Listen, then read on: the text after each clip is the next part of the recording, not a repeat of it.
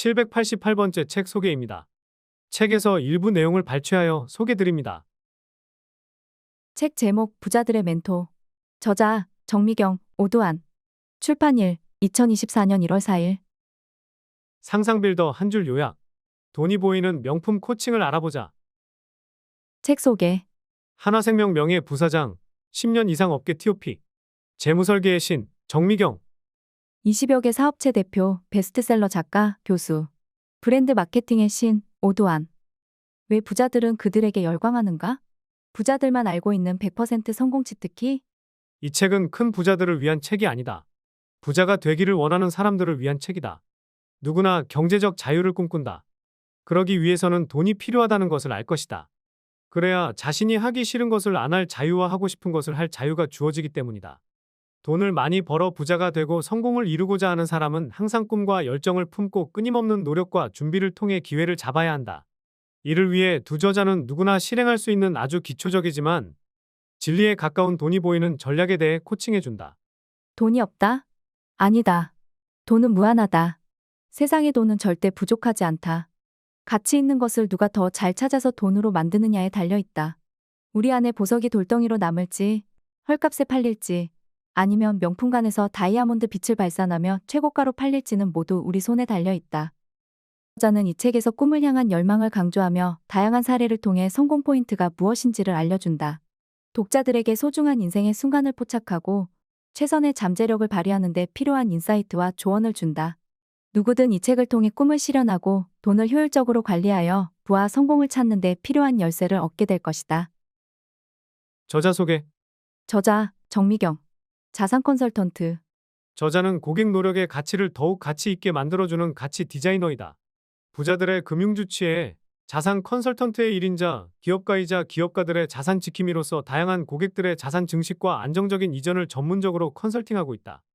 2000년 1월 대한생명 한화생명금융서비스 입사 후 현재까지 근무 기간 중 여왕상 10연패를 달성하였으며 고객회사 FP 모두에게 이익이 되는 장기 유지율도 25회차 기준 100%를 기록하고 있다. 또 생명보험협회에서 인증하는 우수인증 설계사 불안전 판매가 없는 경우 선정 자격을 매년 획득하는 등 누구도 따라올 수 없는 성과와 효율을 꾸준히 증명하고 있다. 저자는 약 1000명의 고객을 보유하고 있으며 이 중 대다수가 법인 대표이거나 전문직 종사자로 구성되어 있다. 고객들을 위한 저자의 자산 컨설팅 상담 시간은 2만 시간에 달할 것으로 예상된다. 매일 3시간 이상, 23년간 상담 진행. 특히 어떠한 경우에 상담이라 해도 해당 고객에게 적절한 대안을 제시하고 고객과 함께 성장하며 해법에 대한 실행까지 책임지고 있다. 일회성 컨설팅이 아닌 컨설팅에 대한 책임과 믿는 실행까지 진행하는 것으로 유명하다. 2018년 이후에는 후배 양성을 위해 여왕상 경쟁에서 한 발 물러서 한화생명금융서비스 명예부사장으로 취임했다. 현재는 AMK 컨설팅에서 고객들의 자산 컨설팅을 진행하면서 제2의 컨설턴트 1인자를 만들고자 퀸메이커 역할을 자처하며 후임자 양성을 위한 교육도 진행하고 있다. 저자 오두환. 홍보 전문가. 저자는 광고의 8원칙 광고 전략, 마케팅 전략, 13가지 브랜드 법칙, 브랜드 상대성 이론 등을 특허 출원하여 해당 분야에서는 독보적인 입지를 확보했다. 또 광고의 8원칙 책은 종합 베스트셀러 1위와 13주 연속 종합 베스트셀러에 올랐으며 마케팅으로 17주 연속 종합 베스트셀러 1에서 3위를 달성했다.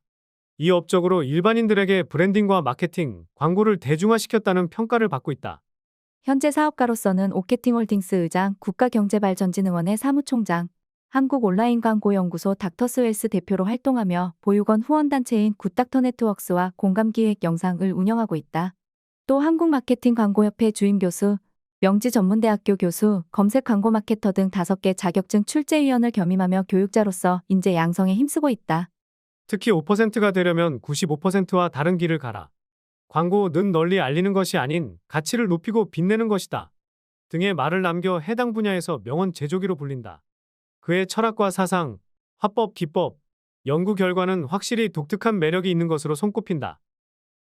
현재는 꿈을 찾는 사람들 꿈차싸 강연 커뮤니티, 특별한 전문가 퍼스널 브랜드를 만드는 킹메이커 오두환 채널, 숨은 인재를 발굴해 더욱 빛나게 만들어주는 지식포털 채널로 사람들을 저서로는 오케팅, 광고의 8원칙, 특별한 내가 될래요, 검색 광고 마케터 1위급, 광고 설계사 1위급, 마케팅 설계사 1위급, 프로마케티어 1위급, 의료 광고 법률 지도사 1위급, 의료 마케팅과 병원 광고, 실전 문제 사례집 등이 있다. 특히 어린이 오케팅 동화인 특별한 내가 될래요는 2022 올해의 청소년 교양도서로 선정됐다. 책에서 얻은 내용. 돈 없이 돈을 버는 전략, 이제 평생 돈 걱정 없이 살자. 이 책에는 평범하고도 신기한 내용이 많이 담겨 있다. 이 책의 저자들은 고군분투하며 처절하게 살아왔지만 지금은 일반인과 조금 다른 삶을 사는 사람들이다. 정미경 저자의 과거는 그야말로 평범 그 자체였다. 저자는 25살에 누구나 꺼리는 보험 설계사 일을 시작했다. 하지만 저자는 입사 6년 만에 하나생명 전체 1등을 거머쥐었고 10년 연속 보험 여왕 자리를 석권했다.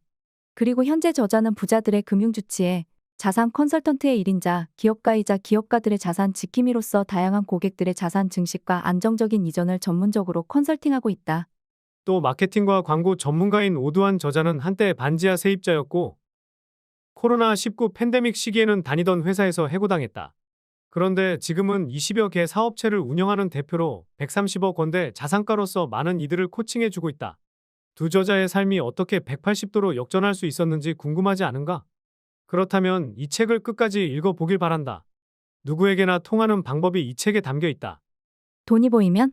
나이 들수록 돈이 모인다. 평범한 사람이 나이가 들어도 돈 걱정 없이 살 방법은 없는 걸까? 있다. 얼마든지 가능하다. 어떻게? 두 저자는 이 책에서 누구나 성공과 부를 얻을 수 있는 특별한 해법을 제시한다. 오두환 저자는 실직한 후에 집을 팔아 모든 것을 걸어 지금에 이르렀다. 저자는 간절히 성공하고 싶어서 소위 잘 나간다는 사람들을 연구해서 그들의 공통점을 발견했다.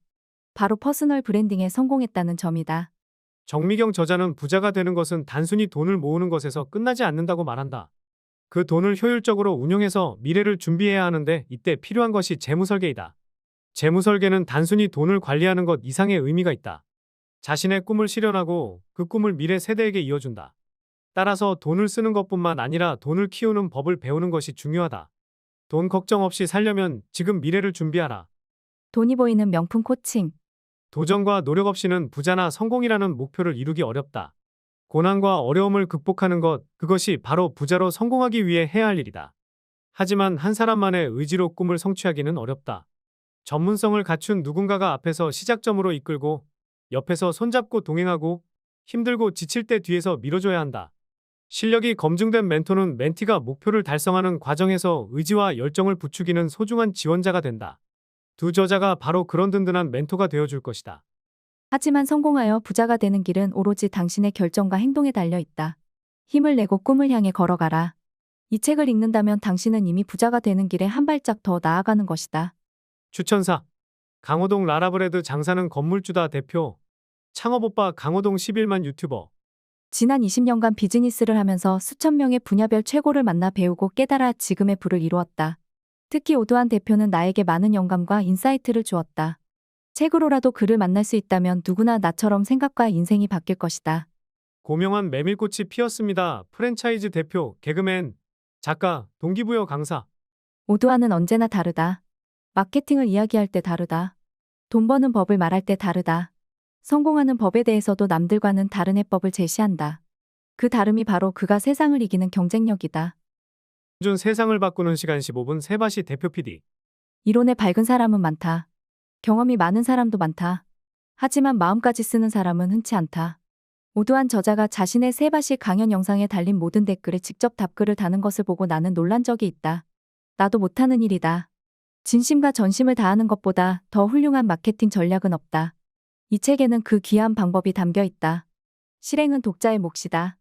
민복기 대한의사협회 총선기획단장, 의학박사. 보험은 아름다운 나눔이다. 자신과 가족을 보호하고 동시에 사회를 보호하는 사회안전망의 가치를 구현한다. 사회가 발전할수록 사회 구성원들은 노블레스 오블리주를 실천해야 한다. 정미경 부사장은 기업이 이윤을 사회에 환원하듯 자신의 전문성을 바탕으로 지역사회에서 꿈과 희망을 사랑으로 나누어 주고 있다. 앞으로도 정 부사장의 성과가 우리 사회의 긍정적인 업적으로 남아 아름다운 세상을 만들어 나가길 응원한다. 프롤로그. 미리 밝히지만 이 책은 큰 부자들을 위한 책이 아니다. 부자가 되기를 원하는 사람들을 위한 책이다. 몇천억 자산을 가진 대단한 부자들의 이야기와는 사뭇 다르다. 이 책의 저자들은 고군분투하며 처절하게 살아왔지만 지금은 일반인과 조금 다른 삶을 사는 사람들이다. 우리는 택시비를 아까워하지 않는다. 사업할 때 끌려다니지도 않는다. 아무리 좋은 계약건이라도 우리가 하고 싶지 않다면 당당하게 진행하기 어렵습니다. 라고 말할 수 있다. 우리는 사람들이 생각하는 소위 좋은 직업을 가지고 있지 않다. 유명하고 대단한 분들처럼 엄청나게 큰 사업을 벌이지도 않았다. 게다가 영어 실력도 유창하지 않다. 한국에서 태어나 한국에서 살아왔고, 한국말을 잘하고, 한국인 친구가 99%에 달하는 평범한 한국 사람이다. 심지어 우리의 직업은 매우 볼품없게 취급되기도 한다. 직업을 말하는 순간 상대의 눈빛부터 달라진다. 안녕하세요. 보험 설계사 정미경입니다. 안녕하세요. 마케터 오두환입니다. 그렇다. 사기를 치거나 보험을 권유할 것 같아 왠지 피하고 싶은 직업군이다. 물론 스스로 그렇다고 생각하지는 않으나 많은 사람에게서 그런 이야기를 듣는다. 특히 보험이나 마케팅 이야기라도 꺼낼라 치면 상대는 엉덩이를 들썩이며 자리를 벗어날 궁리부터 한다. 그런데 기피 대상인 직업으로 우리는 어떻게 나름대로 업계 1위와 부자의 반열에 올랐을까? 궁금하지 않은가? 이 책에는 평범하고도 신기한 내용이 많이 담겨 있다.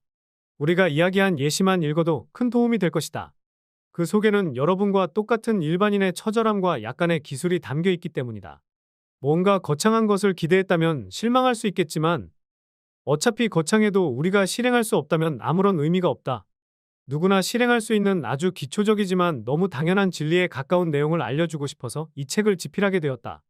그러므로 여러분도 얼마든지 가능하다. 돈이 없다고? 아니다. 돈은 무한하다. 금이나 다이아몬드 같은 보석은 아주 오래전부터 채취를 시작했지만 지금도 꾸준히 캐내고 있을 정도이다. 다시 말하지만 세상의 돈은 절대 부족하지 않다. 가치 있는 것을 누가 더 잘 찾아서 돈으로 만드느냐에 달려 있다. 이건 마치 게임과도 같다. 금광에는 무한한 금이 잠들어 있다. 금을 갖는 방법은 아주 단순하다. 먼저 발견하면 내 것이다. 그럼 어떻게 발견해야 할까? 보는 눈을 갖추면 된다. 우리는 허황한 말로 중언부언하는 것을 무척 싫어한다. 그러므로 이 책으로 돈을 보는 시야와 찾는 법을 알려주겠다. 자신이 어느 직종에 종사하든 무관하며 매의 눈을 가져야 할 필요도 없다. 한번 익히면 평생 써먹을 수 있는 세상 쉬운 방법이기 때문이다. 여러분 개개인은 모두 특별한 보석이다. 다이아몬드이다. 달란트가 없는 사람은 없다. 없다고 생각하는 사람이 있다면 단지 발견하지 못한 것뿐이다. 발견만 한다면 찬란하게 빛날 수 있지만 아직 그 빛을 찾지 못했다는 것이 문제이다. 왜 누군가는 아직도 자신의 달란트를 찾지 못했을까? 아무도 알려주지 않았기 때문이다. 그뿐인가? 누구든지 그것을 쉽게 찾아낼까봐 오히려 꼭꼭 숨겨두기까지 한다. 진입장벽이 갈수록 높아지는 이유이다. 다이아몬드 원석도 특별함을 인정받아야만 비싸게 팔릴 수 있다. 그러려면 어떻게 해야 할까? 맞다. 우선 찾기부터 해야 한다. 어디에서 찾을까? 앞서 사람은 누구나 다이아몬드라고 했다. 그러면 답은 이미 나온 것이다. 자기 안에 숨어있는 다이아몬드를 꺼내야 한다. 꺼내서 이물질을 제거해야 한다. 이제 팔면 될까? 아직 아니다. 중세 시대까지만 해도 다이아몬드는 고유의 색을 지닌 루비나 에메랄드에 비해 고급 보석으로 인정받지 못했다. 17세기 말에 연마하는 방법이 발명되고서야 최고의 보석으로 등극했다. 아름다운 빛을 제대로 뽐낼 수 있게 되었기 때문이다. 그러면 다이아몬드를 연마해 세공을 하면 끝일까? 아니다. 디자인을 입혀 목걸이든 반지든 팔찌든 작품으로 만들어야 한다. 아직 끝이 아니다. 보석의 왕이라는 타이틀에 걸맞게 고급스러운 케이스에 넣어 브랜드를 심어준다. 이제 명품관으로 이동한다. 명품관에 들어가 볼까? 명품관 한가운데에 찬란한 빛을 발산하며 진열된 다이아몬드가 보이는가? 어떤가? 특별해 보이지 않는가? 그렇다. 우리 안에 보석이 돌덩이로 남을지, 헐값에 팔릴지, 아니면 명품관에서 다이아몬드 빛을 발산하며 최고가로 팔릴지는 모두 우리 손에 달려 있다. 부자가 되고 싶다고? 오두환, 부자가 되고 싶은가? 마음만 있다면 누구든지 부자가 될 수 있다. 나는 한때 반지하 세입자였고 한 끼 밥값마저 걱정해야 하는 시간을 보냈다. 코로나19 팬데믹 시기에는 다니던 회사에서 해고당해 죽고 싶은 마음마저 품었다. 그런데 지금은 20여 개에 달하는 사업체를 운영하는 대표로 130억 원대 자산가로 살고 있다. 어떻게 삶이 180도로 역전할 수 있었는지 궁금하지 않은가? 그렇다면 이 책을 끝까지 읽어보길 바란다. 누구에게나 통하는 방법이 이 책에 다 녹아 있으니까. 지금, 여기, 우리 모두 부자. 사람은 누구나 부자가 되기를 꿈꾼다. 왜? 자유롭게 살고 싶으니까. 여기서 말하는 자유란 물론 경제적 자유다. 그렇다면 부자란 경제적 자유를 누리는 사람이라는 말인가? 그렇다. 고소득 직업을 가진 사람이라도 그 월급을 받기 위해 죽을 때까지 말 그대로 죽어라 일만 해야 한다면 과연 자유를 누리는 삶이라고 말할 수 있을까? 그럴 수 없을 것이다. 반면 깊은 산골짜기에서 혼자 살면서 일하고 싶을 때만 일하고 놀고 싶을 때 놀면서 월 수입이 100만 원도 안 되는 사람은 어떨까? 대부분이 후자를 경제적 자유를 누리는 삶으로 꼽을 것이다. 그렇다고 우리가 모두 저 깊은 산골짜기로 들어가 약초나 캐면서 살 수는 없지 않은가? 우리는 지금 여기에서 부자가 되기를 꿈꾼다. 어떤 악조건이 닥쳐와도 평생 먹고 살 걱정 없는 그런 삶을 바란다. 지금 여기에서 부자가 되려면 어떻게 해야 할까? 물론 셀 수 없을 정도로 많은 방법이 있을 것이다. 그렇지만 나라고 그 방법을 다 알 수는 없다. 다만 나는 평범한 가정에서 태어나, 아니 오히려 비교적 열악한 상황을 극복하고 부자가 되었기 때문에 내 이야기를 들려주려고 한다. 가능하면 독자들이 나보다 더 쉽고 빠르게 부자가 되기를 소망한다. 그래서 이 글을 쓰게 되었다. 평범했던 내가 해냈으니 여러분 누구라도 가능하다. 아니 오히려 나는 평범 그 이하였다. 대학을 졸업하고도 아버지의 카드 빚이나 마이너스 통장 같은 것은 존재조차 모른 채 머저리처럼 돈만 축내는 고시생이었다. 가끔 아르바이트나 기간제 교사 일로 용돈벌이나 하는 백수였다. 평범이라는 말의 사전적 정의는 보통을 의미한다. 하지만 흑수저들에게 평범이란 가계 소득 수준이 평균 이하인 경우로 통용되곤 한다. 그런 의미에서라면 나도 정말 평범했다고 말할 수 있다. 어릴 적 나의 아버지는 직업을 자주 바꾸셨다. 시작하신 사업마다 망했기 때문이다. 직업에 따라 직장이 변하는 것은 당연한 이치다. 연쇄 반응으로 자주 이사를 가야 하니 사는 마을과 학교, 친구들이 빈번하게 바뀌었다. 모두 가난이 원인이었다. 아버지는 늘 무언가를 열심히 하셨지만 우리 집은 계속 가난했다. 가난은 누가 가르쳐 주지 않아도 삶을 통해 체화된다. 가난한 집의 아이는 본능적으로 안정을 욕망하게 된다. 변화하는 것 중 유일하게 변하지 않아도 되는 것, 그것은 바로 나 자신이었다. 나는 주변이 어떻게 변하든 마음 쓰지 않고 내 안에 둥지를 틀고 앉아 안정을 꿈꿨다. 내 둥지의 건축자재는 책이었다. 나는 책벌레가 되었다. 책 속에는 수많은 내가 있었다. 그러다 나이를 먹어도 평생 아무것도 하지 않고 책만 읽는 삶을 꿈꾸는 날들이 채워졌다. 배운 적 없지만 나는 어려서부터 경제적 자유를 꿈꿔온 것이다. 그러기 위해서는 돈이 필요하다는 것도 일찍이 깨달았다. 그래야 내가 하기 싫은 일을 안 할 자유와 하고 싶은 일을 할 자유가 주어질 테니까. 찌그러진 곳 펴드립니다. 그렇다고 내가 아버지를 원망한다는 뜻은 아니니 오해 없기를 바란다. 나는 세상 누구보다 아버지를 존경한다. 어린 내 기억 속 아버지는 어느 때에는 간판점을 했다가 고물상을 하는가 하면 학원 지입 차량을 운전했다가 페인트 칠을 하셨다. 이전 사업이 망하면 다른 일을 시작하는 시기였다. 다양한 직업을 전전한 아버지에게는 누구 못지않은 장점이 있었다. 많은 일을 두루두루 경험해 봤기 때문에 안 해본 남들보다는 조금씩 잘하신다는 것이다. 그리고 끊임없이 무언가를 도전하시는 열정이 있었다. 그러니까 아버지가 자동차 판금 도장 일을 하시겠다고 선언한 것도 순전히 그런 열정에 의한 도전이었을 것이다. 하지만 어느새 나이가 찬 나는 존경보다는 염려를 담은 눈길로 아버지에게 물었다. 아버지, 자동차 판금 도장을 어떻게 하는지는 알고 하시는 말씀이죠? 가장의 도전 정신만을 마냥 우러러보기에는 당시 내 처지가 좀 좋지 않았다. 교사 임용고시 준비를 위해 노량진에서 근근히 생활하고 있을 때였다. 하지만 패기 넘치는 아버지의 답변은 나를 감동시켰다. 쇳덩이는 다뤄봤고 페인트 칠도 해봤으니 하다 보면 어떻게든 할 수 있겠지.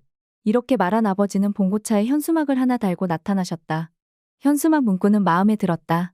찌그러진 곳 펴드립니다. 아버지의 열정이라면 정말 뭐라도 다 펴실 수 있을 것 같았다. 그런데 소망처럼 아버지는 찌그러진 가정 경제 상황을 쉽사리 펴지 못하셨다. 자동차 외형을 복원하는 일도 어려웠고 무점포에 봉고차 하나로 하는 일인지라 단속을 피해 숨바꼭질까지 해야 했다. 나는 아버지가 정말로 어떻게든 할 수 있기를 바랐고 그 일을 돕기 위해 어떻게든 하고 싶었다. 내 지원으로 가까스로 고시 생활을 이어갈 수 있었기 때문에 어떻게든 보온하고 싶었다. 나는 아빠 수입 늘리기 프로젝트를 설계하고 초짜 마케터가 되기로 결심했다. 일단 아버지를 객관적으로 파악해야 했다. 아버지가 잘하시는 것들을 따져보았다. 그런데 잘하지 못하시는 것들만 눈에 들어왔다. 그렇다면 단점을 고쳐 장점으로 바꾸는 일부터 시작해야 할 것 같았다. 일단 단점들을 정리해보았다.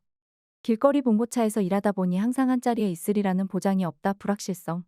그러므로 접근이 불편하고 AS가 불가능하다. 정리하다 보니 아버지 사업에 무엇보다 필요한 것이 바로 신뢰라는 결론을 얻었다. 그러자 머릿속에 차오르는 것들이 생겨났다. 나는 바로 광고를 시작하기로 했다. 다들 미쳤냐고 했다. 길거리 봉고차에 광고식이나? 그런다고 누가 오겠냐? 말도 안 된다고 했다. 어차피 말이 되는 대로만 살 수 없는 것이 인생 아닌가. 무엇보다 나는 아버지와 그 아들인 나를 믿어보기로 했다. 오 박사의 자동차 판금 도색. 먼저 다른 사람과 아버지의 차이를 찾아 고민했다.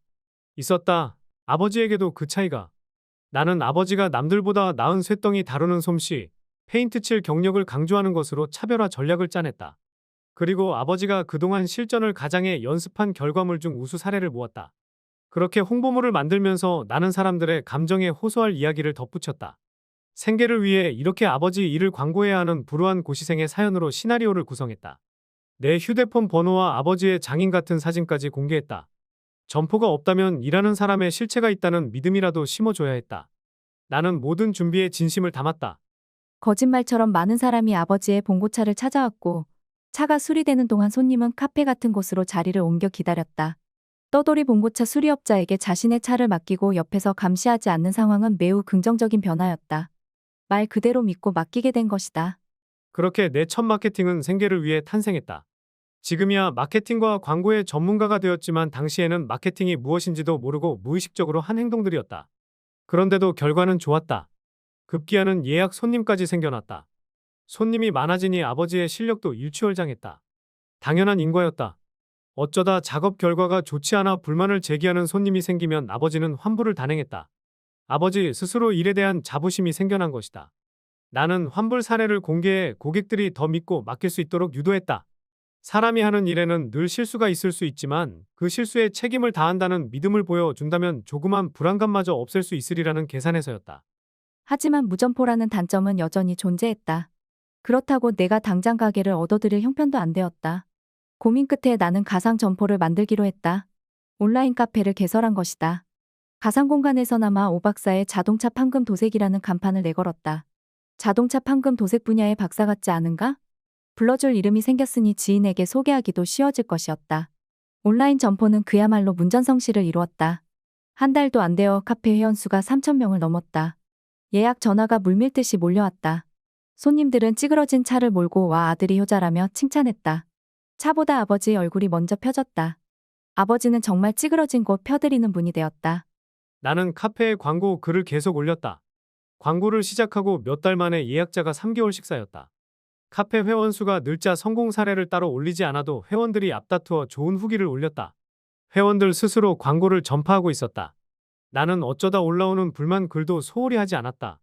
성의껏 불만을 해소하기 위해 노력했다. 민원을 제기했던 고객의 목소리에 귀를 기울이면 오히려 충성 고객이 된다는 사실도 알게 되었다. 지금이야 각 기업의 고객센터마다 The Voice of Customer라고 해서 고객의 민원을 적극적으로 관리한다고 하지만 그때만 해도 그런 개념조차 없을 때였다. 내 생애 첫 광고비. 결국 아버지는 몰려드는 고객을 감당하기 위해 부천 굴다리 밑에 고정 작업장을 차리셨다.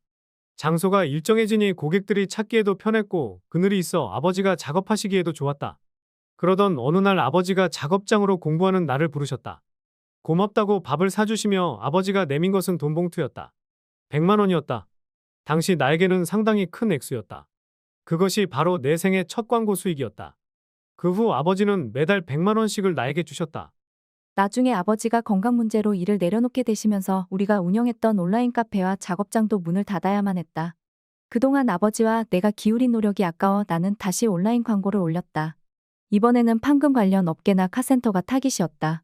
그 결과 나는 신규 사업자에게 기존 예약 고객과 카페, 사후관리 요령을 인계하고 기존 고객에 대한 AS까지 책임지는 조건으로 권리금 3천만 원을 받는데 성공했다. 그냥 포기했더라면 꿈도 꾸지 못했을 돈이다. 그뿐만 아니라 AS 약속까지 함으로써 기존 고객들에 대한 신의도 지켰다. 모든 과정이 마케팅에 대해서는 아무것도 모르고 무의식적으로 진행한 일이었지만 그 결과는 내 상상을 초월했다. 이제 와 생각해보면 그 당시 나는 마케팅과 광고로 아버지를 브랜딩한 것이었다. 물론 그때는 광고 용어나 개념조차 몰랐지만 지나고 보니 내가 무의식적으로 한 행동들이 모두 들어맞았다. 정말 그런지 다시 한번 되짚어보자. 아버지의 본질을 파악하고 강점을 찾아내어 차별화 전략을 펼쳤고 나의 스토리를 각색해 시나리오 작업을 했다. 잘된 사례를 제시함으로써 신뢰를 확보하고 오 박사의 자동차 판금 도색이라는 네이밍 전략으로 이미지 메이킹을 시도함과 동시에 접근과 소개까지 편리하게 유도했다. 봉고차 업자가 아닌 공업사와 요금을 비교하여 저렴하게 보이도록 계획했다. 또한 인터넷 카페를 통해 소통의 장을 마련하고 만족 후기를 노출해 고객들 스스로 광고를 전파하게 만들었다. 이런 식으로 마케팅 광고 포인트가 곳곳에 녹아들어 있었다. 이 과정을 통해 나는 돈도 벌었고 인생도 바뀌었다. 더불어 모든 비즈니스에는 브랜드, 마케팅, 광고가 가장 중요하다는 사실도 깨달았다. 그때 고맙다 라며 아버지가 건네주신 광고비 100만 원은 시간이 더 흘러도 평생 잊지 못할 것이다. 그 일을 계기로 나는 누군가에게 도움이 되는 사람이 되어야겠다고 결심했다. 나의 도움으로 사람들의 삶을 변화시키고 의미 있는 방식으로 사회에 기여하고 싶었다. 그 후 오랫동안 나는 마케팅 전략과 광고를 연구하고 개발해 수많은 개인과 기업이 목표를 달성하도록 돕는 일을 계속하고 있다. 이 글을 읽는 당신도 돈을 벌고 싶다면 누군가의 도움이 되고자 하는 마음으로 매사에 임하길 바란다. 그 도움은 결국 당신에게 돌아올 것이다. 다만 나는 여러분이 그 과정에서 나처럼 맨땅에 헤딩하기보다는 보다 체계적으로 임하길 바란다. 그런 의미에서 이 책의 내용이 큰 도움이 되리라 확신한다. 균형 잡기. 이 책을 통해 공유하고자 하는 내용은 코로나19 팬데믹 시기에 회사에서 해고당했던 내가 죽을 각오까지 하면서 경험하고 찾아낸 원리와 방법들이다. 사람들은 종종 본질이 훌륭하면 모든 일이 저절로 잘 풀릴 것이라고 믿곤 한다. 하지만 사람이든 제품이든 서비스든 본질만 충실하면 다라고 생각하는 것은 책상이 하나의 다리로만 설 수 있다고 말하는 것과 같다. 누구나 알다시피 책상은 4개의 다리가 같은 비중으로 균형을 이룰 때 흔들리거나 쓰러지지 않고 단단히 서 있을 수 있다. 하나의 다리가 본질을 나타낸다면 다른 다리는 마케팅과 광고라고 할 수 있다. 그리고 마지막 한 다리는 경영인데 주체가 사람이라면 자기관리나 자기개발이 될 수 있고 사업이라면 인사, 노무, 회계, 예산 편성 등이 이에 해당한다. 본질, 광고, 마케팅, 경영까지 4가지 중 어느 하나라도 부족하면 책상은 기울어져 본래의 목적을 달성할 수 없다. 나는 이 책을 통해 그 4가지의 균형을 이룰 방법을 경험과 함께 풀어서 보여주려고 한다. 전문 경영학 분야처럼 어려운 내용은 아니니 미리부터 겁먹을 필요는 없다. 누구라도 마음만 먹으면 일상에서 쉽게 따라할 수 있을 것이다. 나는 그 경험과 노하우를 통해 반지하 세입자에서 몇 년 만에 130억 원대 자산가가 되었다. 직원이 4명뿐인 작은 회사의 막내였던 내가 20여 개 사업체를 운영하는 CEO가 되었다. 그러니 여러분도 하고자 하는 마음만 있다면 다 할 수 있다. 누구라도 자신의 특별함을 발견하고 세상에 알릴 수 있다. 나는 모든 사람이 특별한 존재라고 믿는다. 전혀 그렇지 못하다고 생각하는 사람일지라도 아직 그 가치를 발견하지 못했을 뿐이다. 기대 수명 200세를 바라보는 우리의 안정적인 미래 설계를 위해서라도 나는 모두가 자기 안에 특별함을 발견하길 소망한다. 나는 이 책에서 누구나 자기 안에 특별함을 발견할 수 있는 쉽고 빠른 그러나 확실한 방법들을 제시할 것이다. 다음 이야기로 넘어가기에 앞서 스스로 질문해보자. 성공이란 무엇인가? 각자가 생각하는 성공에 대한 정의를 내려보자. 그리고 만약 부자가 되어 성공하고 싶다면 이 책의 내용대로 자신만의 중 장기적인 브랜딩을 하루라도 빨리 시작해야 한다. 4명뿐인 광고회사 막내 수입 20억, 오두환. 월 수입 1,000만 원, 연 소득 1억 원 이상을 꿈꾸는 사람들은 많다. 하지만 절대 쉽지 않은 길이다. 그런 이야기는 고연봉자들에게나 해당하는 말이라고, 나와는 무관한 세계의 이야기라고 치부에 관심조차 두지 않는 사람도 많다. 혹은 월 수입 1,000만 원을 꿈꾸고도 주변 사람들의 말 한마디에 너무 쉽게 포기해버리기도 한다. 하지만 누구라도 월 수입 1,000만 원이 가능하다면? 실제로 최저임금에서 시작해 월 수입 1억 원을 달성한 사람이 있다면? 고소득자가 되고 싶다면, 또 주변에서 어떤 말을 들어도 포기하지 않기를 원한다면 이번 장의 내용이 도움될 것이다. 교사, 꿈과 현실의 차이. 나는 신입사원인 나를 포함한 직원이 4명뿐인 광고회사에 입사해 사회생활을 시작했다. 매일매일 몇만 개에 이르는 키워드를 관리하는 단순 반복 작업을 하고 최저 시급을 받았다. 그런데 처음부터 내가 광고회사에 입사하기를 원했던 것은 아니다. 나는 교사가 오랜 꿈이었다. 대학 시절 정교사 자격증을 취득하기 위해 매우 힘든 과정을 거치기도 했다. 그렇게 어렵사리 정교사 자격증을 취득했지만 나는 끝내 교사의 꿈을 접고 말았다. 교육 현장에서 느낀 오늘날 교육자들의 현실은 내가 꿈꿔왔던 것과는 달랐다. 오히려 내 성격상 이런 교육 분위기에서 문제나 일으키지 않으면 다행이었다. 나는 정답을 던져주는 사람이 아니라 해법을 제시하는 사람이 되기를 꿈꿔왔다. 박봉이라 할지라도 내가 꿈꿔온 선생님으로서의 자부심을 품고 일할 수 있다면 그렇게 교사의 꿈을 내려놓지는 않았을 것이다. 하지만 현실에서 내 꿈을 계속 밀고 나갈 수는 없었다. 교생 실습을 거쳐 국립중학교의 기간제 교사로 일을 해본 이후 나는 교사가 나의 길이 아니라는 결론을 내렸다. 내가 이 이야기를 꺼내는 것은 오늘날 학교의 교육 시스템을 탓하고자 함이 아니다. 요즘 학교 교육 환경이 많이 개선되었다는 교육부의 말도 신뢰한다. 그리고 당시 내가 교사의 꿈을 접은 것은 안타까운 교육자 현실이 첫 번째 이유이긴 했지만 그것이 다는 아니었다. 안정적인 삶만을 보고 사는 것보다 돈을 벌고 싶다는 내 열망과 패기가 이미 한참 앞서 있었다. 흔히들 교사라는 직업이 안정적인 노후를 바라보는 일이라고 한다. 그러나 실제로 연금개혁 이후 교사들의 상황은 그리 좋지만은 않다. 박봉에 시달리며 사명감으로 30년을 근무해도 퇴직 후 매월 150만 원가량의 연금을 받으며 근근히 생활해야 하는 것이 현실이다. 내가 꿈꿔온 여유로운 삶과는 거리가 멀었다. 너무 어려운 경제 상황에 쫓겨 살아온 탓에 나는 조금 더 잘 살고 싶었다.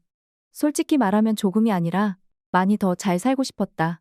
그래서 나는 끝내 교사의 꿈을 포기했다. 사람들은 또다시 미쳤냐고, 제정신이냐고 했다. 정교사 자격증을 따기 위해 그렇게 애를 쓰고 포기한다니 그럴 만도 했다. 하지만 그런 말들은 지금껏 내가 살면서 가장 많이 들은 말이기도 하다. 이제는 누가 말도 안 된다, 이 미친놈. 이라고 하면 그 말이 응원처럼 들릴 정도이다. 말도 안 되는 걸 해내는 미친놈. 교사? 아니 신문기자. 나는 늘 목표를 세우고 목표만 바라보고 직진하는 삶을 살아왔다. 교사의 꿈을 접었으니 다음 목표 설정이 시급했다. 당시 내 새로운 목표는 신문기자가 되는 것이었다. 책을 좋아하기도 했고 나름 글쓰기에 재능도 있다고 판단해서였다. 입사할 회사를 결정하기 위해 신문사들을 조사하기 시작했다. 일단 목표가 신문사 입사였으므로 불합격하는 경우는 선택지에 넣고 싶지 않았다. 조사, 분석의 마지막으로 사전 답사까지 마친 내 결론은 제2신문사였다. 신문사가 나를 선택하기에 앞서 내가 먼저 신문사를 선택했다. 나는 망설임 없이 제2신문사에 지원서를 제출하기로 했다. 언론고시 따위는 관심조차 없던 내게 사람들은 아낌없는 응원을 보내왔다. 야, 내가 정말 미쳤구나. 신문사가 무슨 구멍가게 이름인 줄 아냐? 내가 신문사에 합격하면 나는 대통령도 하겠다. 인서울 대학을 졸업해도 어려울 판에 지방대 출신인 내가? 언감생심 꿈도 꾸지 마. 사람들의 의도와 무관하게 나에게는 응원이 필요했다. 해석하기에 따라 비난이나 염려도 응원이 될 수 있다고 여겼다. 이런 지지에 힘입은 나는 본격적으로 입사 준비에 들어갔다. 첫 번째 관문은 입사 지원서의 자기소개서였다. 나는 지방대 출신이었고 내세울 만한 스펙이 전혀 없었다. 그 흔한 유학이나 교환학생 경험조차 없었다. 그렇다고 무채색으로 지원서를 작성할 수도 없는 노릇이었다. 어떻게 하면 내 자기소개서에 알록달록 무지갯빛을 입혀 눈에 띄게 할 수 있을까? 오랜 고민 끝에 내린 나의 무기는 진정성과 성실함이었다. 그거라면 나도 내세울 수 있을 것 같았다. 먼저 내 이름 오두환 소개부터 남들과는 다르게 각인시켜야 했다. 나는 부모님이 지어주신 내 이름을 적극 활용해서 제목을 지었다. 머리두, 빛날 환, 머리가 빛나는 오두환입니다. 적고 보니 신문사 기자라면 응당 빛나는 두뇌쯤은 디폴트로 갖춰야 하지 않을까 하는 생각이 들었다. 서류상 내 두뇌 점검은 불가능할 테니 그렇다면 그렇다. 라는 밀어붙이기 작전이었다. 그 다음은 이제부터 진정성과 성실함이 빛을 발할 차례였다. 나는 그간 내가 지나온 인생의 길목, 모퉁이마다 보고 느낀 것들을 자기소개서에 꽉꽉 채워 나갔다. 자음과 모음 하나에도 진정성이 담기도록 말이다.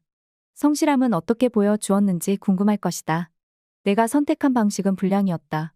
내 자기소개서의 분량은 무려 8장이었다. 고스펙자들 사이에서 평범한 내 지원서는 아무런 의미가 없을 것이다. 그래서 내가 선택한 전략은 서류 심사자들에게 나를 광고하는 것이었다. 주변에서 미친놈이 미친 짓 제대로 한다고 했다. 남들 눈에도 제대로 한다니 다행이 아닌가. 나는 서류 심사 결과가 나오기도 전에 면접 준비를 시작했다. 주변의 내 응원단들은 떡줄 사람은 생각도 없는데 김칫국부터 마시냐고 했다. 나에게 올 떡은 없으니 차라리 시골로 내려가 쌀농사를 짓는 것이 어떠냐는 그럴싸한 제안을 건네는 이도 있었다. 나는 떡줄 사람이 떡을 안 주면 쌀농사를 지어서라도 떡을 해먹고 마는 그런 사람이 맞긴 하다. 하지만 농사를 짓는 것도 떡 배분이 다 끝난 후에 결정할 일이다. 떡이 다 떨어진 후의 일은 그때 가서 걱정해도 늦지 않지만 손 놓고 있다가 서류 전형에 합격한 뒤에나 면접 준비를 한다면 늦어도 한참 늦을 것이다. 선제 공격? 선제 질문? 서류 전형 결과는 어땠을까? 지방대 출신의 해외 어학연수 한번 하지 않은 나는 당당히 제2신문사의 서류 전형에 합격했다. 합격 통보를 받았을 때는 면접 예상 질문지를 다 뽑아 답변까지 여러 차례 연습하고 있던 상태였다. 누가 옆구리만 푹 찔러도 답이 술술 나오면 좋겠지만 많은 내용을 암기하는 것은 생각보다 쉽지 않았다. 그러다 다른 사람들도 이 정도 준비는 하고 있을 것 같다는데 생각이 미쳤다. 게다가 다른 응시자들이 나보다 암기 능력이 훨씬 좋을지도 모를 일 아닌가 그럴 가능성이 매우 컸다. 나는 그제야 내가 하는 면접 준비가 과연 옳은가 하는 고민에 빠졌다. 면접자는 질문을 던지고 응시자는 자기가 준비한 답을 질문에 끼워 맞추며 전전긍긍하는 그런 면접. 질문자는 갑, 응시자는 을의 자리로 자동 세팅되는 진부한 면접 말이다. 불현듯 언젠가 책에서 읽었던 기문제학이라는 말이 떠올랐다. 이는 남의 물음에나 답하기 위해 익힌 학문으로 참된 깨달음이 전혀 없는 학문을 뜻한다. 그런데 내가 여태껏 그런 면접 공부를 한 것이 아닌가. 나는 지금까지 한 면접 준비를 머릿속에서 지우기로 했다. 그렇다면 나는 이제 무엇을 해야 할지 고민했다. 답이 떠오를 때까지 나에게 끊임없이 질문했다. 생각의 바다에서 한참을 허우적거리자 정답처럼 아인슈타인의 말이 불쑥 솟아올랐다. 중요한 것은 결코 질문을 멈추지 않는 것이다. 호기심은 그것 자체만으로도 존재에 대한 이유를 가지고 있다. 질문. 바로 그것이었다. 면접관이 아닌 내가 먼저 질문하는 것. 답변을 위해 모은 자료를 분석해서 그것을 토대로 내가 먼저 면접관들에게 질문을 던지는 것이다. 자료는 이미 충분했다. 지금까지 해온 준비가 마냥 헛수고는 아니었다. 방식만 수정하면 될 일이었다. 나는 제2신문사의 문제점들과 내가 도출한 대안들을 정리하면서 면접을 다시 준비했다. 신문사 최종 합격을 위해 필요한 것은 남들과 비슷해지는 것이 아니라 남들을 뛰어넘는 것이어야 했다. 그렇게 나는 나만의 면접 준비를 마치고 면접 장소로 향했다. 면접 응시자만 좋게 200명은 넘어 보였다. 나보다 앞서 면접을 보고 나온 사람들에게서 면접실 안에 정보를 얻어냈다. 면접 관칠인 응시자 5인이 한 조로 면접을 보는 형태였다. 시간을 고려했을 때 응시자 1인에게 집중되는 시간은 고작 1분 정도였다. 그 말은 1분 안에 면접관들에게 나, 오두환을 각인시켜야 한다는 것이었다. 내가 속한 조의 면접 차례가 와서 면접장 안으로 들어갔다. 운 좋게도 내 차례는 네 번째였다. 내 앞에 응시자들이 먼저 답을 하는 사이 나는 면접관들을 살폈다. 나는 분위기를 살피며 면접관 중 누가 가장 직급이 높을지를 가늠했다. 내게 주어질 1분이라는 시간 안에 질문을 던져야 할 상대를 탐색한 것이다. 내 차례가 돌아오자 누군가 먼저 나를 호명했다. 오두환 씨? 네, 안녕하십니까? 제가 오두환입니다. 한 말씀 올려도 되겠습니까? 나는 내 발언 기회를 놓치지 않고 곧바로 질문을 이어붙였다. 물론 내가 최고 직급자일 것이라고 짐작하는 사람에게 시선을 고정한 채였다. 면접관들의 시선도 자연스럽게 내 시선을 따라 최고 직급자에게 쏠렸다. 갑작스레 모두의 시선을 한 몸에 받게 된 그분은 말할 기회를 곧바로 나에게 떠넘겼다. 말해보세요. 질문 몇 가지를 받고 종료되는 일반적인 면접과 달리 말할 기회를 얻은 나는 곧바로 내가 준비한 자료들을 술술 풀어놓기 시작했다. 제2신문사의 강점으로 시작해 부족한 점들, 그에 대한 나에 대한 성장을 이끌 방안들을 풀어놓았다. 내가 말하는 사이 그 방에 있던 모든 사람이 내 말에 귀를 기울였다. 나는 내가 질문하고 스스로 답변하는 방식으로 5분이 넘는 시간을 혼자 다 사용했다. 그 덕에 다른 면접관들은 나에게 스펙 관련 질문 따위는 하나도 하지 못했다. 면접관이 내게 건넨 질문은 오두환 씨? 하고 처음 나를 확인한 것이 전부였다. 그렇게 면접을 마치고 나왔더니 결과에 상관없이 마음이 후련했다. 제2신문사에 입사해 내 꿈을 펼쳐보고 싶다는 소망도 강해졌다. 그러나 그런 단단한 마음은 면접 대기실에서 들은 면접 진행자의 말에 인해 풀어졌다. 합격자 최종 발표가 한 달 반 후에 나온다는 것이 아닌가. 그들의 선택만을 오매불만 기다리고 있기에는 당시 내 상황이 무척이나 좋지 않았다. 당장 생계를 유지하기 위해 뭐라도 해야 했다. 무엇보다 내가 최선을 다해 면접을 잘 봤다고 하더라도 내 행동이 합격을 보장할 수는 없는 일이었다. 제2신문사 입사를 위해 내가 할 수 있는 일은 이미 다 했으니 이제 다음을 준비해야 했다. 광고회사 막내 직원. 나는 다시 취업할 다른 회사들을 탐색했다. 면접을 보고 직원이 3명뿐인 작은 광고회사에 입사하기로 결정했다. 제2신문사와 달리 입사 절차 진행이 빨랐다. 신문사 면접이 끝난 지 며칠 지나지 않아 나는 광고회사로 출근했다. 그러고도 한참 지난 어느 날 나는 제2신문사로부터 최종 합격 통보를 받았다. 하지만 나는 곧바로 하던 일을 그만두고 신문사로 가지는 않았다. 내가 작은 회사로 입사하기로 결정한 이유는 그 회사에서 나의 미래, 비전을 보았기 때문이다. 5평 남짓한 작은 사무실에 네트워크 병원 광고를 진행하는 회사였다. 무려 18개의 네트워크 지점을 가진 내실 있는 회사였다. 사무실 규모와는 달리 매출 규모가 제법 되었다. 내 생애 첫 돈벌이도 아버지의 자동차 판금 도색 광고였기 때문에 운명이라는 생각마저 들었다. 광고라면 나도 잘할 수 있을 것 같아 입사를 결심한 것이다. 예상했지만 근무 조건이 생각보다 열악했다. 신입사원인 내가 맡은 첫 업무는 검색 포털에서 키워드를 관리하는 일이었는데 단순 작업을 끝도 없이 기계처럼 반복해야 했다. 문제는 내가 기계가 아니라는 것이다.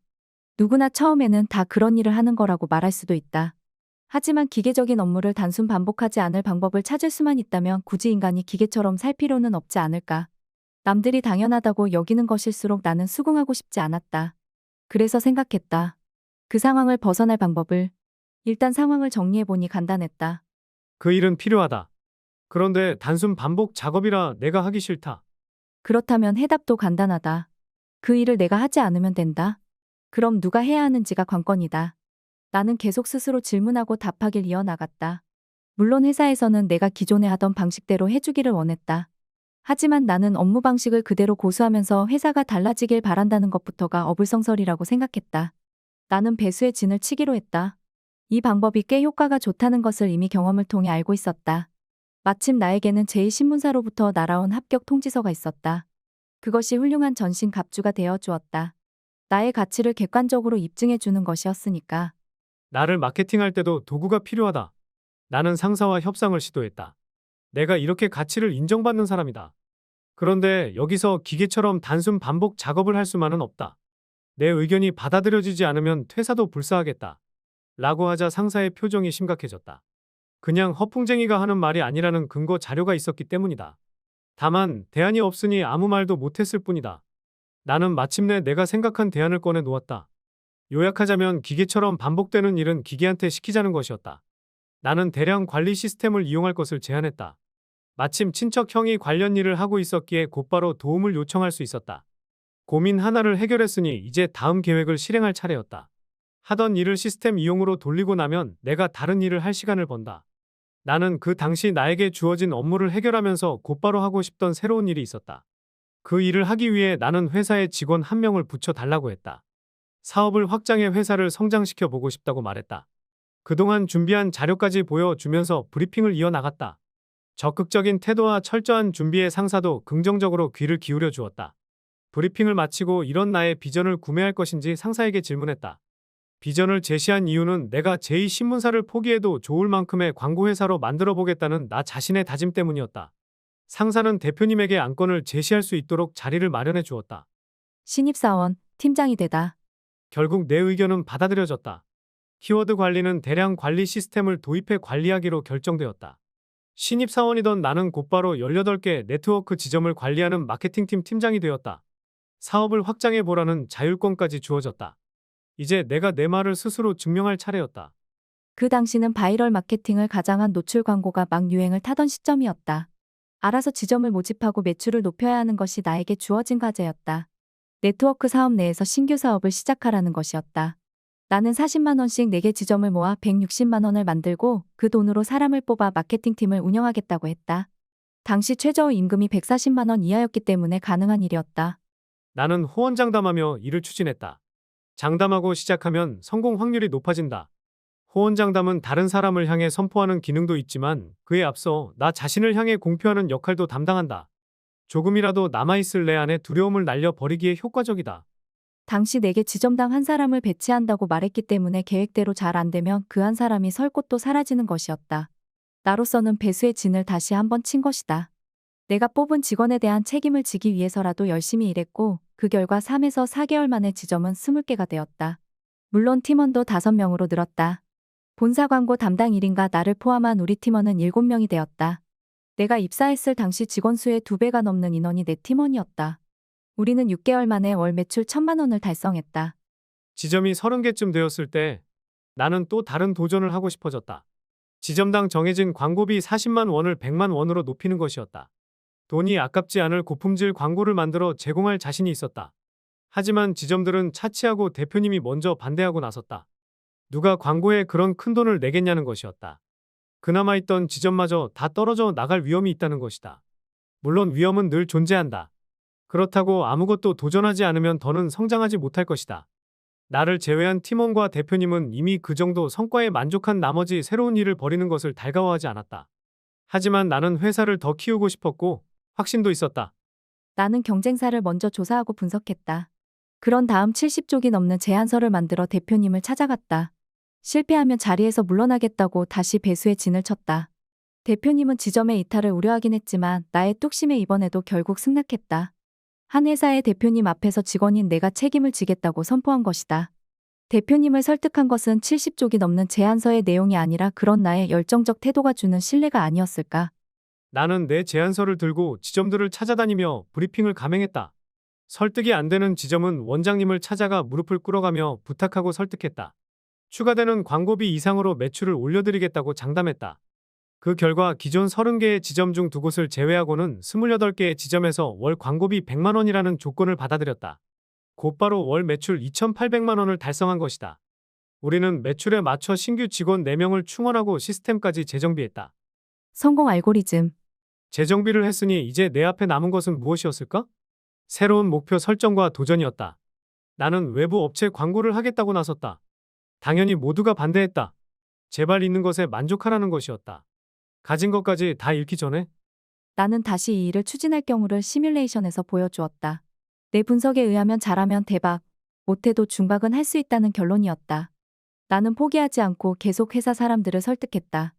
결국 회사 사람들 모두 찬성하기에 이르렀고 나는 기획서를 작성할 수 있었다.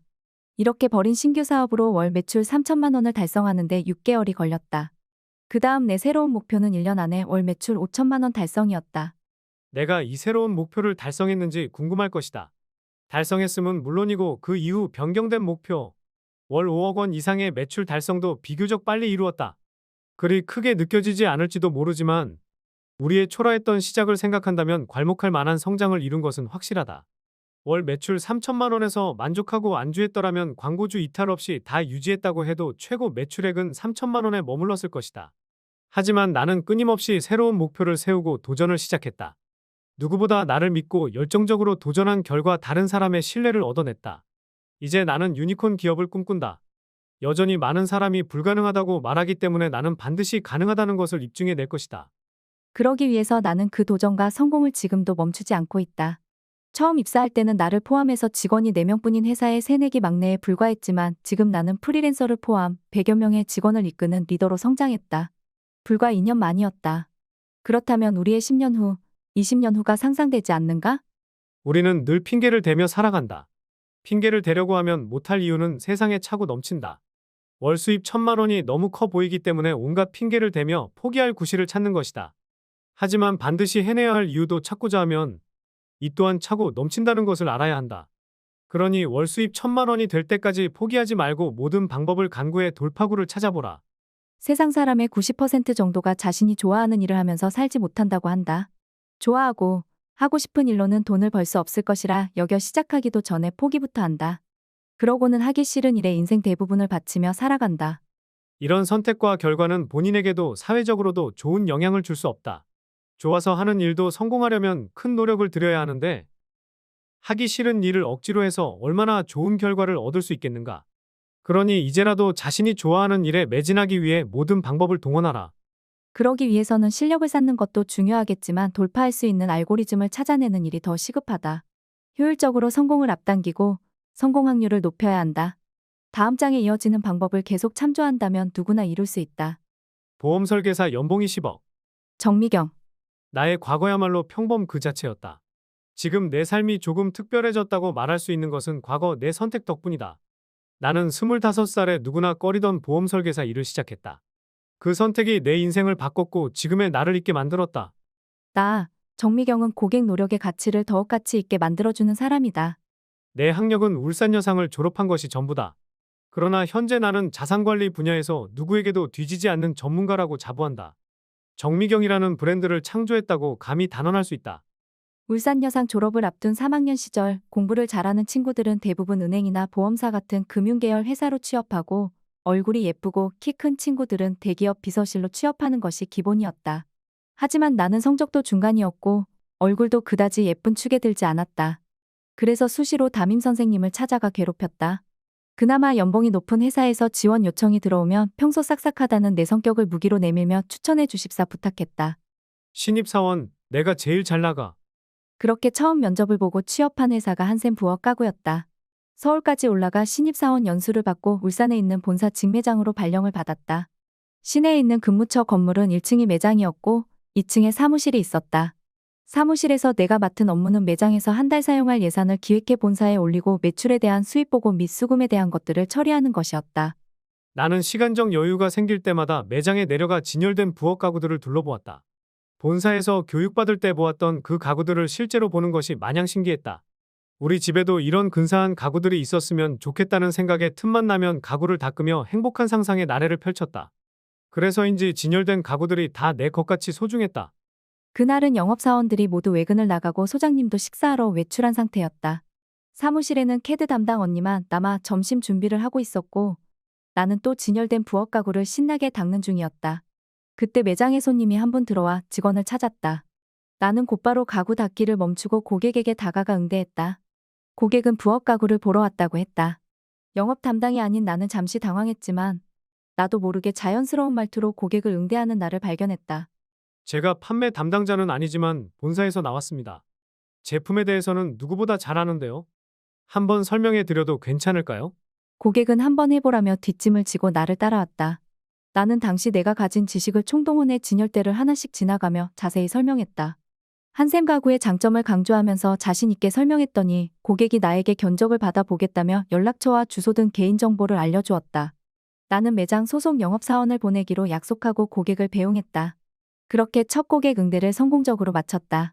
나는 그 일로 고객 응대에 자신감이 생겼다. 하루는 평소와 다름없이 매장에서 고객 응대 기회만을 노리고 있는데 한 여성 고객이 매장으로 들어왔다. 한눈에 보기에도 고급스럽고 우아한 분위기를 지닌 고객이었다.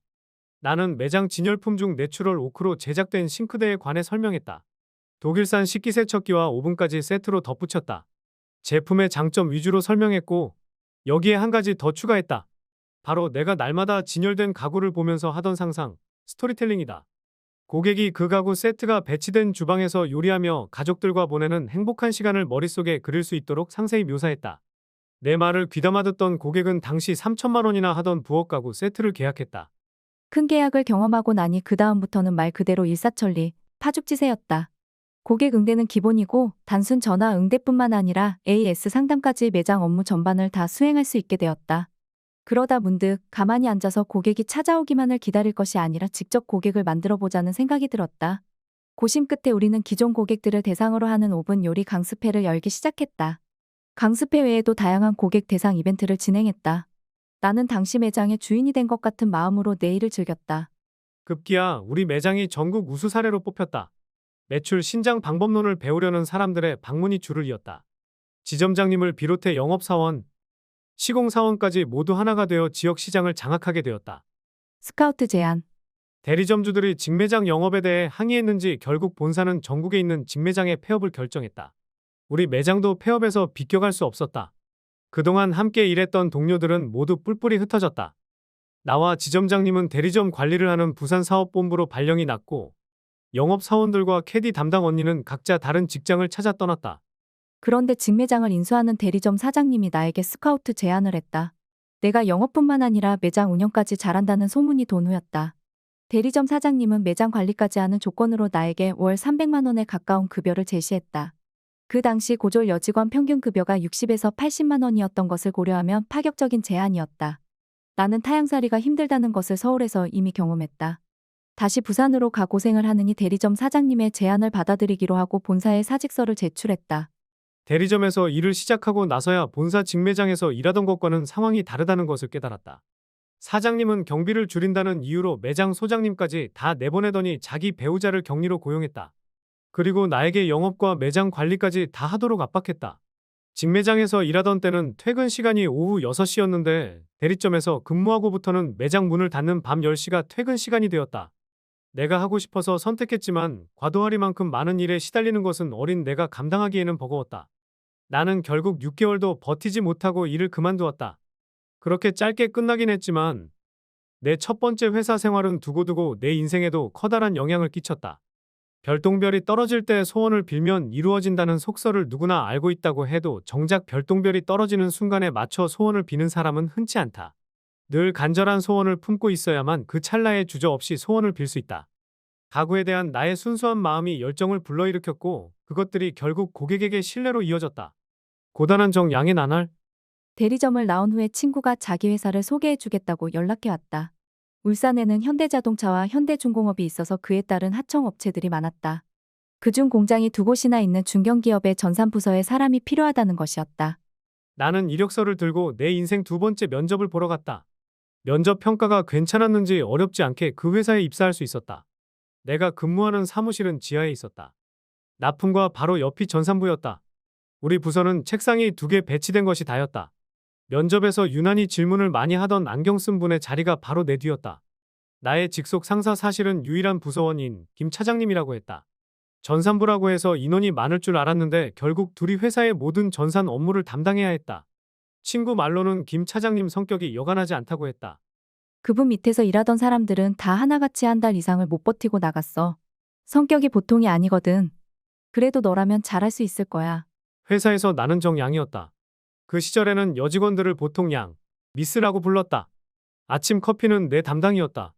그 전까지 나는 당당히 내 이름으로 불리던 가구 전문가였고 그 당시 20살 여성은 꿈도 못 꾸던 고액 연봉을 받는 직장인이었다.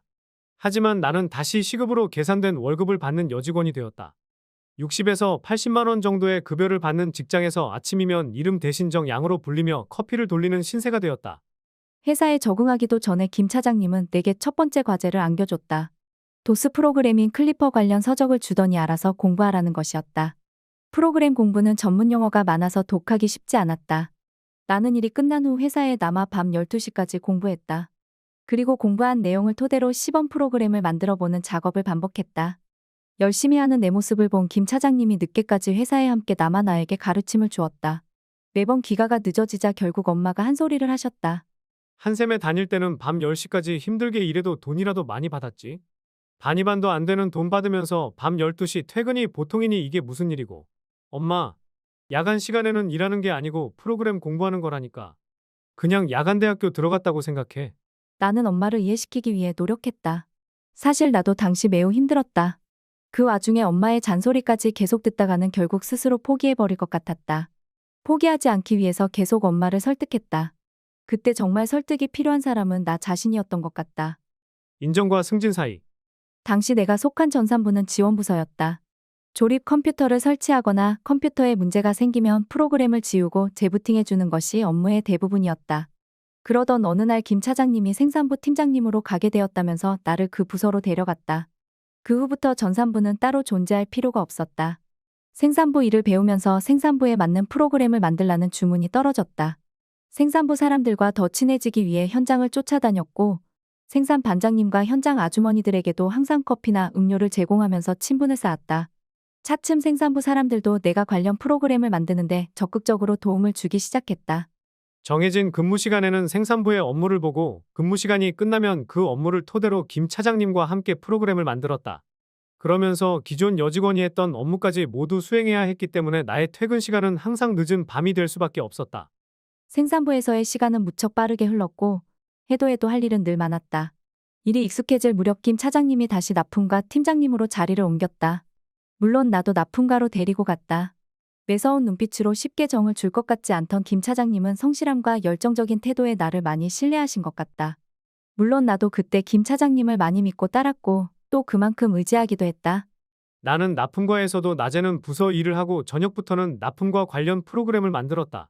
부서 이동을 할 때마다 나를 데리고 다니던 김 차장님은 여전히 무서운 성격이었지만 그분이 나를 아낀다는 것을 알고 있었다. 김 차장님과는 그렇게 3년을 함께 일했다.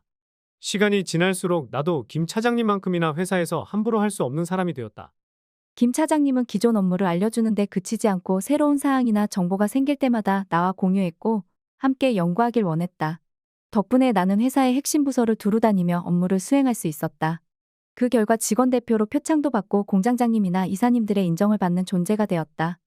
매사에 열심히 일하던 김 차장님은 결국 임원으로 승진했다. 한 이사님은 정양도 대리로 승진시켜야 한다고 주장했지만 당시 보수적인 회사 분위기상 고졸 여직원을 대리로 승진시킨 사례는 없었다. 나는 아무리 열심히 일하고 업무 능력이 좋아도 계속 정양에 머물렀다. 업무를 하는데 필요해서 하는 공부도 일의 연장으로 인정되지 않았기 때문에 시간의 수당도 없었다. 내 노력의 대가는 그저 사람들로부터 받는 인정이 다였다. 나는 그 인정이 언젠가는 나에게 갑절로 돌아올 것을 믿으며 묵묵히 견뎠다. 윈도우 95에 밀려난 정양. 1995년 마이크로소프트사가 윈도우 95라는 운영체제 프로그램을 대대적으로 선보였다. 우리나라 기업체들도 서서히 운영체제를 도스에서 윈도우로 전환하기 시작했다. 내가 근무하던 회사는 1999년에 운영체제를 윈도우로 전면 교체했다. 이에 맞춰 새로운 운영체제를 관리할 전산팀이 외부에서 들어왔다. 그때까지 내가 밤새워 코딩한 프로그램은 하루아침에 무용지물이 되었다. 물론 누가 시켜서가 아니라 내가 좋아서 배우며 일했고 그로 인해 인정도 받았다. 하지만 더는 내가 그 회사에서 성장할 여지가 없어 보였다. 결국 나는 퇴사를 결정했다. 몸도 마음도 많이 지친 상태였다. 때마침 결혼이라는 좋은 핑계가 생겼고 내 열정은 잠시 묻어두기로 했다. 아쉽게 퇴사하긴 했지만 그 회사에서 내가 보낸 시간은 나를 또 한 단계 성장시켰다. 나는 밤낮을 가리지 않고 열심히 노력해 누구보다 빨리 적응했고 내게 주어진 일 외에도 회사 내 다양한 업무를 수행했다. 그 결과 조직에서도 인정받는 사람이 될 수 있었다. 누군가의 신뢰를 얻기까지는 오랜 시간이 소요된다. 뒤돌아보면 내가 인지하지 못한 그 시간 동안에도 나는 무럭무럭 자라고 있었다. 두 번째 직장을 그만두고 결혼을 했다. 나도 여느 사람들처럼 결혼만 하면 공주처럼 아름다운 집에서 예쁜 옷을 입고 남편이 벌어다주는 돈으로 알뜰살뜰 살림만 하면서 살 줄 알았다. 하지만 현실은 전혀 달랐다. 평범한 회사원이던 남편의 월급은 결혼 준비에 사용한 카드값을 메우기에도 부족했다. 시간이 갈수록 갚아야 할 빚은 계속 누적되었다. 보다 못한 나는 결국 다시 일하기로 결심했다. 창업 의논도 할 겸 전 직장 거래처 사장님과의 식사 자리를 마련했다. 약속 장소인 일식집으로 갔다. 먼저 도착한 업체 사장님 옆에 정장 차림의 여자분이 앉아 있었다. 내가 룸에 들어서자 그 여자분이 먼저 일어나 인사하며 명함을 건넸다. 대한생명입니다. 사장님의 부인이라고 했다. 나는 보험 가입 권유를 받을까 걱정됐다. 안 되겠다 싶어 선수를 쳤다. 저는 대한생명에 이미 안보험과 연금 상품이 가입되어 있어요. 어머, 그러세요? 너무 잘하셨네요. 그것이 다였다. 보험 설계사라는 말에 지레 겁부터 먹었는데 다 내 선입견이었다. 나는 다시 편안한 마음으로 사장님과 대화하면서 식사를 마칠 수 있었다. 사모님은 내 결혼 선물을 준비했는데 두고 왔다면서 사무실까지 동행할 것을 제안했다. 거부할 이유가 없어 순순히 따라갔다. 사무실에 들어서자 지점장님이라는 분이 다가왔다. 저쪽으로 가서 차 한잔 하시죠. 지점장님이 나를 원형 테이블 쪽으로 이끌었다. 차가 준비되기도 전에 지점장님이 테이블 위에 놓인 탁상용 달력을 내 쪽으로 밀면서 다짜고짜 질문을 시작했다. 이 날짜가 시험이 있는 날이에요. 내일부터 공부하러 나올 수 있죠? 앞뒤 설명이 없어 당황스러웠다. 지점장님이 잠시 숨을 고르더니 이야기를 술술 풀어놓았다. 결론은 보험 설계사 시험을 보라는 것이었다. 교육만 받아도 하루 1,000원으로 시작해서 다음 날은 1,000원에 2,000원을 더해 3,000원, 그 다음 날은 3,000원에 다시 3,000원을 더해 6,000원을 받을 수 있다고 했다.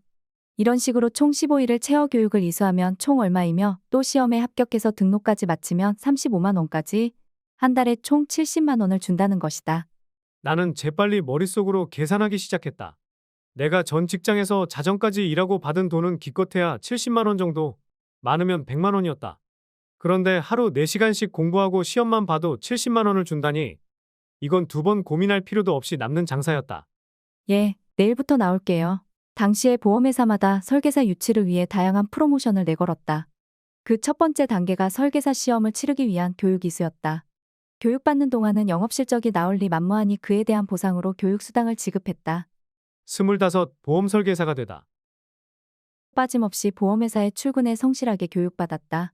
시험도 한 번에 합격했다. 이번에도 엄마의 반응은 요란했다. 이제 하다 보험 설계사까지 하니? 노발대발하시며 내가 나가지도 못하게 하시는 게 아닌가. 시험 합격이 끝이 아니라 바로 실전 교육을 이어서 받고 설계사 등록까지 해야 본격적으로 돈을 벌 수 있다. 그런데 극성스러운 엄마 때문에 도저히 외출조차 할 수가 없게 되었다. 결국 이 일도 내 일이 아닌 걸까? 막상 포기하려니 교육받으며 열심히 공부한 시간이 아까워 속이 쓰렸다. 결국 몸살이 났다. 이틀째 끙끙 앓으며 누워있는데 처음 나를 대한생명으로 이끌었던 거래처 사장님의 사모님, 그러니까 유치자가 집으로 귤을 사들고 나를 찾아왔다. 몸져 누워있던 나는 부스스한 얼굴로 그분을 맞았다. 집에 들어온 그분은 집 안을 한번 둘러보더니 가방을 내려놓기 바쁘게 외투를 벗었다. 그러더니 청소를 시작하는 것이 아닌가. 놀란 내가 아무리 말려도 막무가내였다. 청소를 끝내고는 입맛 없으면 죽이라도 먹어야 한다면서 죽을 만들기 시작했다. 그분은 죽이 끓는 동안 껍질 벗긴 귤 알맹이를 나에게 내밀면서 말했다. 이거 먹고 내일 나와. 그 한마디가 다였다. 그분은 다시 외투를 걸쳐 입고 우리 집을 떠났다. 영업이 직업이니 마음만 먹으면 얼마든지 화려한 언변으로 나를 구슬릴 수도 있었을 것이다. 그러나 그분은 그러지 않았다. 신뢰는 감동으로 이어지기 마련이다. 나는 그분께 은혜를 갚기 위해서라도 약속을 지키고 싶었다. 결국 나는 엄마의 반대를 무릅쓰고 다음날 출근을 감행했다. 입사 동기는 10명 정도였는데 대부분 40에서 50대 여성들이었다. 우리는 함께 실전 교육을 받았다. 결근이 3일이면 자동 탈락이었는데 다행히 나는 이틀 결근 후 사흘째 출근을 했기 때문에 탈락을 면하고 실전 교육까지 잘 마쳤다. 보험회사 설계사라고 하면 보통 친구나 친척 등 지인을 총동원해 영업하는 것이라고 인식한다. 하지만 나는 친척이나 친구가 많지 않았다. 게다가 25 어린 나이였던 나는 지인을 찾아 보험 가입을 권유해야 한다는 것이 부끄러웠다. 그래서 나는 전혀 모르는 사람들을 대상으로 시장을 개척해야겠다고 결심했다.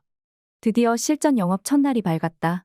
초보인 나를 도와 일주일간 트레이닝을 해줄 분이 오셨다. 껌이나 사탕 등 선물을 챙긴 가방과 설문지, 볼펜이 담긴 가방까지 들고 그분을 따라 나섰다. 사무실에서 도보 15분 정도 거리에 소규모 회사들이 모여 있는 지역이 있었다. 그곳이 내 첫 영업 무대가 될 장소였다. 우리는 일단 사무실에 남아 식사를 하거나 휴식을 취하는 사람들을 공략하기로 했다. 일일이 사무실을 찾아 들어갔다. 사람들의 거부감을 줄이기 위해서였는지 트레이너는 옆에서 신입사원 교육과정이라며 나를 사람들에게 먼저 인사시켰다. 나는 인사를 하고 사람들에게 껌이나 사탕을 나눠주며 설문조사를 하기 시작했다. 먼저 대면한 사람들이 설문 조항을 작성하는 동안 나는 또 다른 분에게 다가가 인사하고 선물을 나눠줬다. 그렇게 설문지를 돌리고 다시 완성된 설문지를 수거했다. 10군데 정도를 돌고 났을 즈음 트레이너가 말했다. 난 이제 수금하러 가야 해요. 너무 바빠서 계속 같이 다닐 수는 없으니까 지금부터는 혼자 해봐요. 나는 당황했다. 일주일간 옆에서 계속 도와줄 것이라고 하지 않았나? 서운했다. 그뿐만 아니라 트레이너는 나에게 도대체 왜 이런 일을 하려고 하냐? 라며 계속 부정적인 말들을 쏟아내 내 사기를 꺾으려 들었다. 혼자 영업해야 한다는 사실이 두려웠지만 그런 분과 계속 동행하는 것이 결과적으로 나에게는 도움이 될 것 같지 않았다. 결국 나는 그 이후부터 그분과의 동행을 포기하고 혼자 다니기로 결심했다. 첫 계약. 아침이면 사무실에 출근해 오전 시간 동안 받아온 설문지를 정리해서 고객별로 자료를 만들었다. 점심시간이 되기 전에 가방을 양손에 하나씩 들고 15분을 걸어 나의 영업지를 찾아가 부지런히 활동했다. 나는 복사기 판매회사, 설계도면 작성 전문회사 등 소규모 회사 위주로 돌아다녔다. 그리고 개척 3일째가 되는 날이었다. 나는 사장님과 여직원 2사람만 있는 업체 사무실로 들어갔다. 첫날 이미 설문조사를 받아 두었던 업체였다. 사장님께 먼저 인사하고 여직원에게 다가가 설문조사 분석을 토대로 건강보험에 대해 자세히 설명했다. 설명 도중 자연스레 가입 안내서를 꺼내 내밀었다. 월 납입액이 38,000원인 건강보험이었다. 조용히 설명을 듣던 여직원이 바로 가입하겠다고 했다. 나는 그 여직원이 혹시나 다시 마음을 바꿀까봐 걱정되어 얼른 사인을 받고 가입 절차를 마무리했다. 개척 나온 지 사흘 만에 드디어 첫 계약을 체결했다. 나는 사무실을 빠져나올 때까지 가까스로 흥분을 억눌렀다. 심장이 요동쳤다.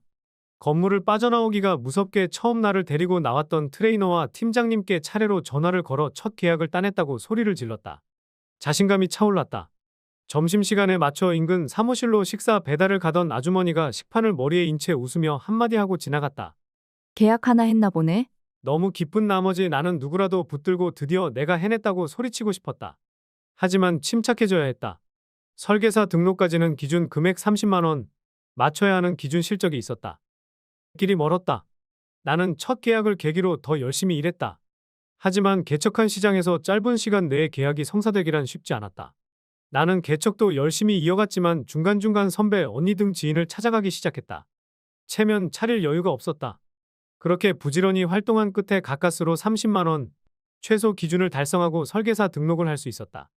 등록했다는 기쁨도 잠시, 흔쾌히 첫 계약에 기쁨을 주었던 그 여직원이 청약 철회를 했다. 그때의 절망감은 이루 다 말할 수 없다. 이렇게 첫 계약을 놓치고 싶지 않다는 생각에 나는 고객의 집까지 찾아가 설득했지만 끝내 거절당했다. 그제야 나는 이 일이 얼마나 힘든 일인지를 실감했다. 영업이라는 것이 나와 고객 간의 신뢰가 전제되지 않으면 얼마나 쉽게 물거품처럼 사라져버릴 수 있는지를 뼈저리게 깨닫는 계기가 되었다. 아쉽게 끝나버린 계약건이었지만 신뢰가 바로 영업의 첫 번째 원칙이라는 것을 알게 해준 고마운 고객이기도 했다. 나는 이후에도 그 지역을 2달간 하루도 빠짐없이 다녔다. 어느 정도 시간이 지나자 사람들의 얼굴에서 나를 부담스러워하는 표정이 고스란히 드러났다. 아예 대놓고 말하는 사람도 있었다. 아, 보험은 다른데 다 가입돼 있어서 더는 가입할 것도 없어요. 그런데도 자꾸 껌이나 사탕을 주니까 너무 부담스럽네요. 그리 말하며 이제 방문하지 말아 달라고 요구하는 것이 아닌가. 막상 거절 의사를 직접 듣고 나니 생각이 많아졌다. 정말 회사에서 가르쳐 준 대로만 계속하는 것이 맞나 하는 의문이 들기 시작했다. 그렇다고 여기서 내 일을 그만둘 수도 없었다. 가장 중요한 원칙은 나는 전 직장에서 새로운 도전들이 나를 어떻게 성장시켰는지 떠올렸다. 이 일도 마찬가지라고 생각했다.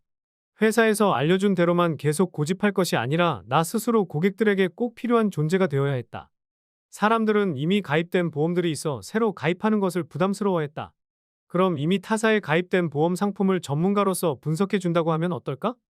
내가 아는 보험 지식을 총동원하여 고객이 어떤 보험에 가입했는지, 또 중복되거나 하는 내용은 없는지 등 고객이 가려워하는 부분을 찾아 긁어주자고 마음먹었다. 집으로 돌아온 나는 프로그램을 하나 만들었다. 엑셀을 이용해 쉽게 제작한 것이었지만 그야말로 체계적으로 분석이 가능한 보장 분석 프로그램이었다. 이후 나는 다시 개척지로 나가 보험 가입 권유가 아니라 이미 가입된 보험 상품들을 분석해 주겠다고 홍보했다. 예상대로 고객들이 보험 분석을 해달라며 증권을 가져오기 시작했다. 많은 날에는 하루에 50개 이상의 증권을 회수하기도 했다. 집에 돌아와 새벽까지 잠을 미루고 증권 내용을 일일이 입력하고 분석을 이어나갔다. 그 결과를 참고해 제안서까지 제작했다. 한동안 그 일을 반복했더니 증권을 보지 않고 가입된 상품과 보험사 이름만 들어도 보험의 내용과 장단점을 모두 외울 수 있게 되었다. 보험에 관해서는 척척박사, 진짜 전문가가 된 것이다. 나는 이때부터 명실공히 보장 분석 전문가가 되었다. 많은 사람이 자신의 분야에서 성공하고 부자가 되고 싶어 한다. 그런데 나는 성공이 단순히 개인적인 성취만을 의미한다고 생각하지 않는다. 진정한 성공은 내가 다른 사람에게 대체 불가능한 존재가 되고 사회적 영향력을 발휘할 수 있을 때 실현된다. 대체 불가능한 특별한 존재가 되는 것. 즉, 자신을 가치 있는 사람으로 만드는 것부터 시작해야 한다. 대체 불가능한 존재라고 해서 어렵고 거창하게 생각할 필요는 없다. 몇 가지 중요한 원칙만 잘 따라하면 누구나 성공할 수 있다. 성공의 길로 가는 가장 중요한 기본 원칙은 신뢰이다. 다른 사람이 나를 믿고 의지한다면 그만큼 성공에 한 발짝 더 가까워진다. 명심하자. 신뢰는 가장 강력한 자본 중 하나이다. 성공은 시간과 노력이 필요한 과정이다. 이 책에서 내 이야기를 통해 말하고 싶은 것이 바로 이것이다. 실패와 어려움을 겪을 수 있지만 이러한 경험을 통해 더 특별한 사람으로 성장할 수 있다. 중요한 것은 포기하지 않는 의지와 성공을 추구하는 목표의식이다. 지금까지 상상빌더였습니다. 감사합니다.